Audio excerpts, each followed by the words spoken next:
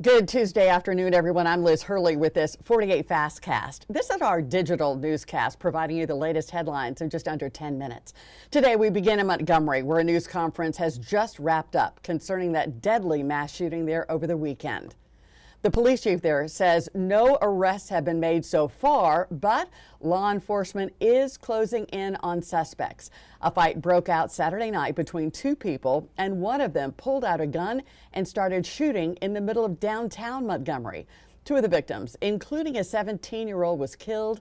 12 people were hit in the crossfire. Now, the mayor of Montgomery says he is tired of seeing violence in his city. I'm no stranger to gun violence.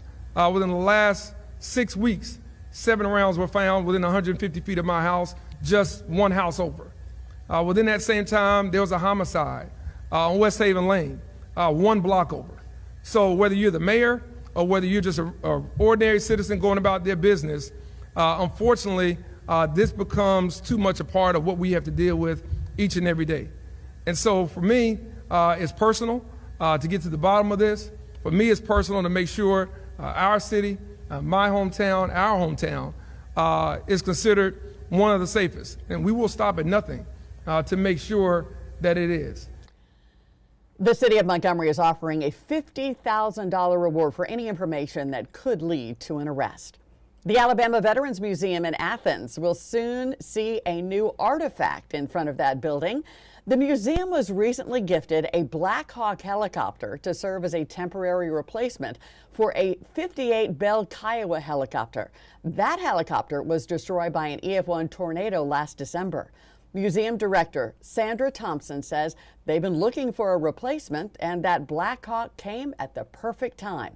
Museum leaders, though, are still looking for a permanent replacement that fits on the pedestal where that 58 Bell Kiowa was placed. I'm not sure that everybody knew that, okay, we need a smaller one, so we got offered this Black Hawk, but it's like 66 feet long. And the one that was on the pedestal was only 44 feet with the rotors, so it's much too big. But like I said, people started reaching out, asking us, but the Black Hawk's the only one that has came through so far. Thompson says they are expecting the new helicopter to arrive any day now. Now, Rock the South officially coming to the River City next summer. This morning, the music festival revealed its lineup for 2026. Rock the South welcoming some really big names to Decatur next June. The headliners include Jason Aldean, Riley Green, and Zach Top. Other artists include Huntsville native Jesse Murph, Big X, The Thug, and Travis Tritt. The festival is June 11th through the 13th. To see a full list of performers as well as ticket information, head on over to our website, WAFF.com, to learn more. We'll be right back after this break.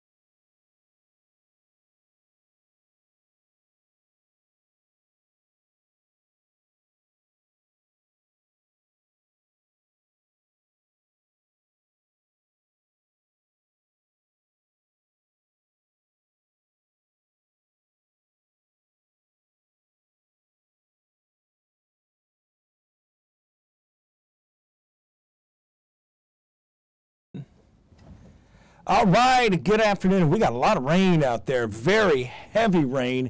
In fact, let me show you Decatur right now as we take a look at the heavy rain there on the Tennessee River, Wheeler Lake. We're getting some very heavy downpours, some low-lying clouds out ahead of this main line, but there's no severe weather. In fact, we haven't even had any lightning out there as of late. So overall, pretty quiet, heavy downpours, good sleeping weather. It's muggy though, so temperatures currently around 80. It's rain cooled at 75 over in Florence now. We're looking for that cold front, not as well defined, not as cold on the other side of it today. That air mass modifies, we call that. So we still got plenty of 60s with sunshine. That air mass starts moving in Thursday, and you're definitely going to feel it. Here's a look at the radar right now. We have kind of 3 narrow bands of showers, very heavy rain, no lightning. Again, ominous looking. Making a wind gust around 20, 25 miles an hour, and you may pick up a 1/4 inch of rain in 30 minutes. So very heavy rain. That continues to be kind of setting the stage here well ahead of the front. Again, the front doesn't arrive until tomorrow, but we have trimmed back rain chances. 20% tomorrow and probably 10% now Thursday. Here's a look at 6 o'clock this evening. Notice still looking at 2 distinct lines here. There'll be broken lines of heavy rainfall, very limited lightning though, and then as we continue past 9 o'clock, most of the rain shuts off. And I think any rain tomorrow will likely fall in the form of very light rain showers and a little bit of drizzle out there as we go beyond 8 o'clock. Still cloudy and kind of a slow warm up. So there's good news there. Slightly cooler tomorrow, north wind at 10 as the front moves in. Temperatures around 80 degrees, but it'll feel cooler with that north wind. And then we begin to cool off into the 50s overnight into Thursday morning. How about 57? So the rest of that 10-day forecast, mid-70s Thursday, Friday, and then warming back up. Plenty of sunshine as we get on into your Saturday and Sunday. Still a little warm, but about average for this time of year. And then a nice warm up ahead of another cool down, perhaps coming next weekend. I'll have the latest forecast coming up for you today at 4. And then AJ's in here. What time, AJ? About 3:30 for Before the 4. 3:40 before the 4. I'll see you guys later. You guys have a good one. Thanks for tuning in.